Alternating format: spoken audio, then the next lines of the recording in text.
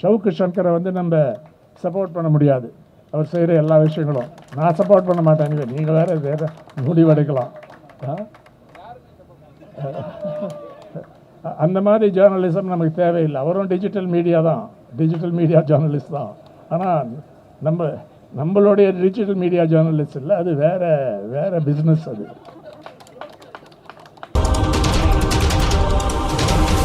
இந்த நேரத்தில் ஒரு முக்கியமான சம் இஷ்யூஸ் நம்ம முன்னால் வந்திருக்கு. கரண் தாப்பா எனக்கு தெரிஞ்சு இந்தியாவில் டெலிவிஷன், ஆங்கில இதில் வரக்கூடிய டெலிவிஷனில் பெஸ்ட் ஆங்கர், பெஸ்ட் இன்டர்வியூவர். பிபிசியில் வேலை செஞ்சுருக்காரு. இங்கிலாண்டில் பல வருஷங்கள் ஜேர்னலிஸ்டாக இருந்திருக்காரு. டெலிவிஷனில் இது ஹார்ட் டாக் என்ற இதையும் இந்தியாவில் செய்தார். என்னுடைய நீண்டகால நண்பர், சிறந்த பத்திரிகையாளர். நான் கூட ஏதாவது தவறு செஞ்சால் அதை உடனே விமர்சிக்கக்கூடிய ஒரு ஜேர்னலிஸ்ட். அந்த பர்சனல் இதெல்லாம் பார்க்க மாட்டார்.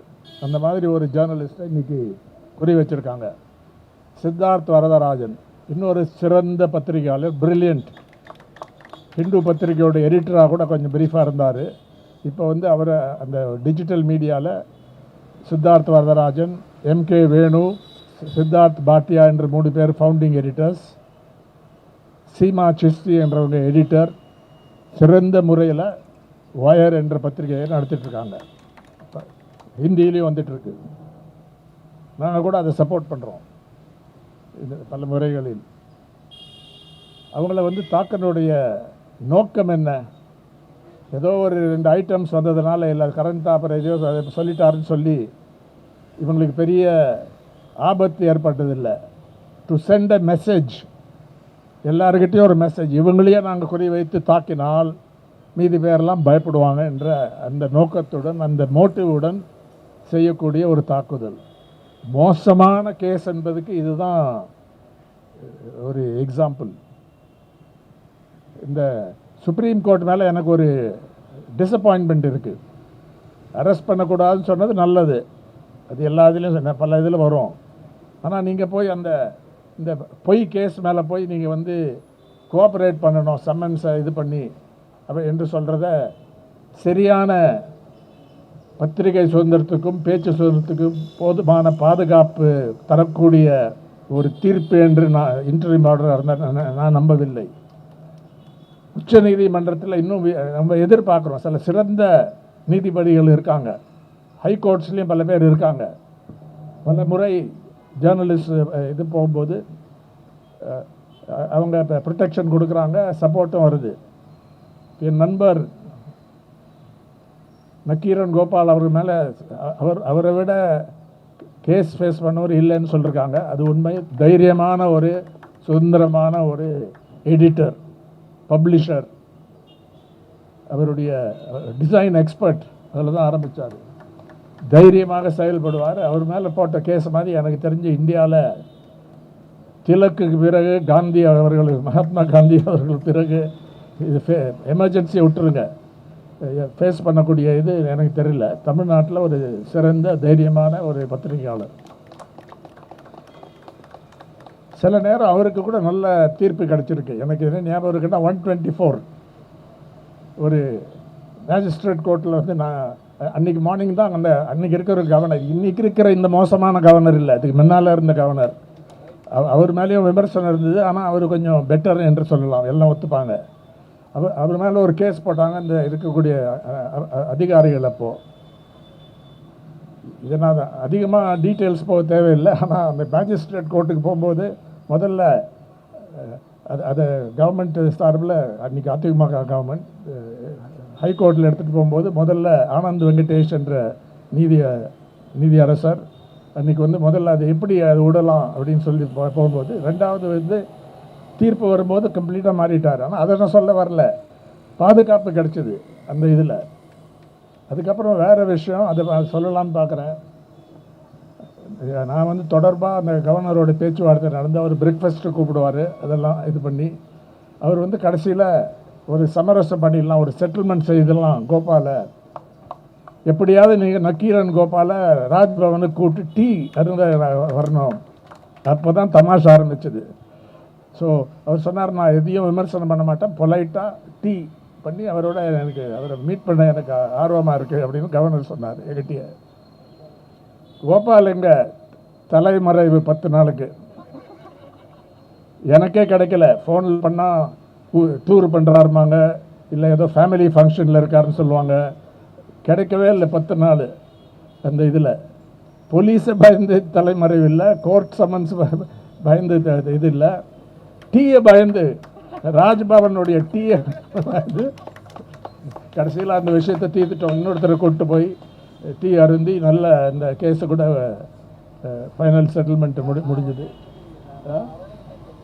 அது சொல்ல அவர் வரவே இல்லை. அது இன்னும் கூட எனக்கு புரியல ஏன்னுட்டு, வெறும் டீ தான்.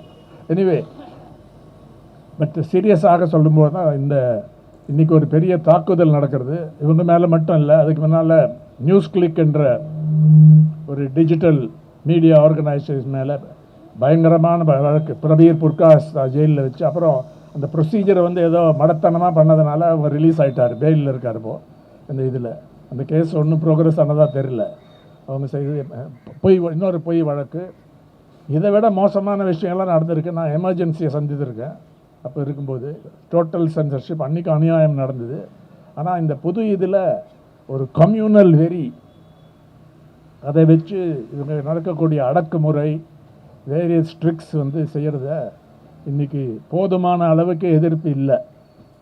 பல எடிட்டர்ஸ் கில்டு போன்ற எடிட்டர்ஸ் கில்ட் ஆஃப் இந்தியா, பல ப்ரெஸ் கிளப்ஸ், குறிப்பாக நம்ம ப்ரெஸ் கிளப் சுரேஷையும் ஹசீஃபையும் பாராட்டுறேன். முன்ன இந்த ப்ரெஸ் கிளப் எலெக்ஷன் நடக்கவில்லை மட்டும் இல்லை, எந்த விதமான ஆக்டிவிட்டீஸும் நடக்காது இங்கே ப்ரெஸ் கிளப். அந்த ப்ரெஸ் கிளப் இன்றைக்கி இந்த இதில் ஒரு ப்ராமினென்ட் ரோல் எடுத்தது நான் பாராட்டுறேன். இது ஒரு நல்ல டெவலப்மெண்ட் என்று சொல்லலாம். ஆனால் நீங்கள் இண்டிபெண்ட் ஆர்கனைசேஷன், அதை அவங்க கிளியராக சொல்லிட்டாங்க. ப்ரெஸ் கிளப்புடைய பிரிவு இல்லை, அது சென்னை பத்திரிகையாளர்ன்றதுடைய பிரிவு இல்லை. ஆனால் அவங்களுடைய பலமான சப்போர்ட் இருக்குது என்பது உண்மை. ஸோ கோர்ட்ஸில், உச்சநீதிமன்றம், ஹைகோர்ட்டில் சில ரிலீஃப் கிடைத்தாலும் போதுமான அளவு கிடைக்கவில்லை என்பது உலகம் அறிந்த உண்மை. பல இன்டர்நேஷ்னல் ரிப்போர்ட்ஸில் வந்திருக்கு. இந்தியா ஸ்கோர் ரொம்ப லோ மீடியா ஃப்ரீடம் இதில் இண்டெக்ஸ் பார்த்திங்கன்னா. இதில் பல பத்திரிகையாளர்கள் கொல்லப்படுகிறார்கள் இந்தியாவில் இன்றைக்கி. நான் இந்த அரசாங்கம் செஞ்சாங்க, அதை நான் சொல்லலை. ஆனால் கேஸ் முடியல. அந்த குற்றவாளிகள், கொலைக்காரங்களை பிடிக்க முடியல. பல இதில் அதை டாக்குமெண்ட் பண்ணியிருக்காங்க, கமிட்டி டு ப்ரொடெக்ட் ஜேர்னலிஸ்ட். அதே மாதிரி பல பத்திரிகையாளர்கள் கைது செய்யப்படுகிறார்கள் இந்த இதில். அந்த புள்ளி விவரத்துக்கு நான் போகல, அது எல்லாத்துலேயும் இருக்குது. Committee to protect journalist, reporters without borders, எல்லாம் அவங்க ரொம்ப கேர்ஃபுல்லாக டாக்குமெண்ட் பண்ணி கொடுக்குறாங்க. இந்த இதில் பல விஷயங்களை வெளியில் இப்போ வந்திருக்கு. ஆனால் போதுமான அளவுக்கு எதிர்ப்பு இருக்கா? அது ஒரு யூனியனாக ஆர்கனைஸ் பண்ணி, பத்திரிகையாளர்கள் ஒரு அசோசியேஷனாக ஆர்கனைஸ் பண்ணி, பேர் முக்கியம் இல்லை, ஆனால் கலெக்டிவ் ஆக்ஷன் முக்கியம். அதுதான் இன்றைக்கி இந்த இதில் முக்கியமான இது என்று கருதுகிறேன். இன்னொரு விஷயத்தை சொல்லி முடிக்கலான்னு பார்க்குறேன். இப்போ மெயின் ஸ்ட்ரீம் மீடியா ஒரு லெகசி மீடியா, அதை அதோட பெரிய பகுதி மோசமான இதில் தான், கோடி மீடியா தான், உண்மை தான். குறிப்பாக ஆங்கிலத்தில் வரக்கூடிய டெலிவிஷன் சேனல்ஸ், ஹிந்தியில் வரக்கூடிய டெலிவிஷன் சேனல்ஸ் இருக்குது. ஆனால் எல்லா டெலிவிஷனையும் நீங்கள் கண்டம் பண்ண முடியாது. பல மேஜர் டெலிவிஷன் சேனல்ஸ் உண்மையை கொடுக்குறாங்க, நமக்கு போதுமான தகவல் கிடைக்கவில்லை. பல அஸ்ஸாமில் நடக்கக்கூடிய டெலிவிஷன் என்ன வருது அப்படின்னு சொன்னால், இந்தியாவில் பல வாய்ஸஸ் இருக்குது. அதை நம்ம குறைத்து பார்க்க முடியாது, அண்டர் எஸ்டிமேட் பண்ண முடியாது. அந்த இதில் பல வாய்ஸஸ் வருது, பல விஷயங்கள் வர்றதுனால தான் இவங்க ஹசீஃப் சொன்ன மாதிரி அவங்க ஒரு கன்ஃபியூஷனில் இருக்காங்க, என்ன செய்கிறதுன்னு. குறிப்பாக டிஜிட்டல் மீடியா. இன்றைக்கி டிஜிட்டல் மீடியா என்பது M&Dன்னு சொல்லுவாங்க, மீடியா அண்ட் என்டர்டெயின்மெண்ட் செக்டர். அதில் பல அந்த இண்டஸ்ட்ரியில் இன்றைக்கி பெரிய பிரிவு அதுதான். 2024 டிவியை விட அது ஓவர்டேக் பண்ணிடுதுன்னு சொல்ல தகவல் வந்தது. நம்ம எல்லாருமே டிஜிட்டல் ஜேர்னலிஸ்ட் தான். ஆனால் குறிப்பாக அந்த டெஃபினேஷன் செய்கிறது முக்கியமான விஷயம். Who are the digital journalist, digital media journalist என்பதுக்கு ஆழமாக பரிசீலனை செய்து அந்த ப்ரொஃபஷனல் விஷயங்களை முன்னால் கொண்டு வந்து செய்ய வேண்டியது இந்த புதிய இந்த ஆர்கனைசேஷனுடைய கடமை என்று நினைக்கிறேன். அந்த லீடர்ஷிப்புக்கு சுரேஷ், ஹசீஃப், நம்ம கன்வீனர் எல்லாரும் சேர்ந்து அந்த விஷயத்தை ஆழமாக பரிசீலனை செய்ய வேண்டும். எனக்கு தெரிஞ்ச விஷயமா நான் சொல்ல தயாராக இருக்கேன். அதை பற்றி டெஃபினிஷன் என்பது முக்கியம். இன்றைக்கி ஒரு பெரிய அபாயம் நம்மளால் இருக்குது. இந்த ப்ராட்காஸ்ட் சர்வீசஸ் பில் இன்றைக்கி ஸ்டாண்டிங் கமிட்டிக்கு போயிருக்கலாம். அதோடைய இதை படிச்சிங்கன்னா மோசமான இது, அதாவது இந்த டிஜிட்டல் மீடியாவை எல்லா வாய்ஸஸையும் அது அந்த ரெகுலேட்டரி பேர்டனுக்கு அடியில் கொண்டு வர்றது, பெனல்ட்டிஸ் அதிகமாக போடுறது, அது பெரிய முயற்சி நடந்திருக்கு. அதுக்கு பல எதிர்ப்பு வந்ததுனால ஒரு ஸ்டாண்டிங் கமிட்டிக்கு இப்போ ரெஃபர் பண்ணிட்டாங்க. ஆனால் அது அந்த அபாயம் போகவில்லை. அதையும் ஆழமாக பரிசீலனை பண்ண வேணும். இன்றைக்கி பேச்சு சுதந்திரம், கருத்து சுதந்திரம், ஊடக சுதந்திரம் ரொம்ப முக்கியமான இஷ்யூஸாக நம் முன்னால் நிற்கிறது. இந்தியாவோட ரேங்க் வெரி லோ என்று சொல்லிவிட்டேன். அது பல மாநிலங்களில் பிஜேபி இல்லாத மாநிலங்களில் சிச்சுவேஷன் கொஞ்சம் பெட்டராக இருக்கலாம். ஆனால் சில மாநிலங்களில் வேறு சில ஸ்டேட் கவர்மெண்ட்ஸும் அடக்குமுறையை எடுத்துக்கிறாங்க. மேற்கு வங்கம் போன்ற ஸ்டேட்ஸில் அங்கேயும் பிரச்சனைகள் இருக்குது. அதனால் வெறும் ஒரு பாஜக மட்டும் இல்லை, எங்கே நடந்தாலும் ஊடக சுதந்திரத்தை, குறிப்பாக டிஜிட்டல் மீடியா சுதந்திரத்தை நம்ம சீரியஸாக எடுத்துக்கொண்டு ஆதரிக்க வேண்டும். மொபிலைஸ் பண்ணி கலெக்டிவ் ஆக்ஷனில் தான் முடியும். வெறும் நீதிமன்றங்களுக்கு போய் ஆன்சர்ஸ் கிடைக்காது. போகிறது முக்கியம்தான். நானே 2-3 கேஸில் இருக்கேன், இன்க்ளூடிங் இந்த BBC India the Modi question என்று பிபிசி 2 பார்ட் டாக்குமெண்ட்ரி கொண்டு வந்து தடை செஞ்சாங்க. அது முதல் பார்ட்டை, 2வது பார்ட்டை பண்ணலை. அதில் என்ன அது படிப்பினை என்றால், அந்த தடையினால் பல மெத்தட்ஸ் மூலம் பல பேர் பார்த்து, அதாவது அதை தடை செய்யவில்லை என்றால் பார்த்திருப்பவர்களை விட அதிகமாக நபர்கள் பார்த்துருக்காங்கிறது எல்லாருக்கும் தெரிஞ்ச விஷயம். ஸ்ட்ரைஸ் அண்ட் எஃபெக்ட் என்று பேர். அது இன்டர்நெட்டில் பார்த்துருங்க தெரியாதவங்க. ஸ்ட்ரைஸ் அண்ட் எஃபெக்ட் ஏதாவது பேன் பண்ணால் அதிகமாக பார்க்கக்கூடிய இது இருக்கும். அதை நாங்கள் சேலஞ்ச் பண்ணி சுப்ரீம் கோர்ட்டில் போயிருக்கோம். நானும் ஒரு பெட்டிஷனர், நான் லீட் பெட்டிஷனர் இதில், நானும் சசிகுமார் இருக்கோம். அது இன்னும் தீர்ப்பு வராதுன்னு தெரியும். ஆனால் அந்த அந்த அந்த விஷயங்களை எடுத்து போக வேண்டும். நான் ஒரு லெகசி நியூஸ் பேப்பரோட பிரதிநிதியாக இருக்கிறதுனால நாங்களும் ஒரு முக்கியத்துவம் வாய்ந்தவங்க தான் என்று தெரிய வருகிறது. வெறும் இன்றைக்கி லெகசி மீடியாவை டிஸ்மிஸ் பண்ணக்கூடிய போக்கை நான் எதிர்க்கிறேன், விமர்சிக்கிறேன். ஏனென்றால் அங்கேயும் சிறந்த இப்போ நக்கீரன் கூட லெகசி மீடியா தானே. எவ்வளோ வருஷம் இருந்துருக்கு? 38 வருஷம் இருந்திருக்காங்க. அவங்க செய்கிறது என்ன கோடி மீடியாவா நாங்கள் செய்கிறது? அதனால் ஒரு ஸ்வீப்பிங்காக டிஸ்மிஸ் பண்ணக்கூடாது என்ற வேண்டுகோளை உங்கள் முன்னால் வச்சுக்கிறேன்.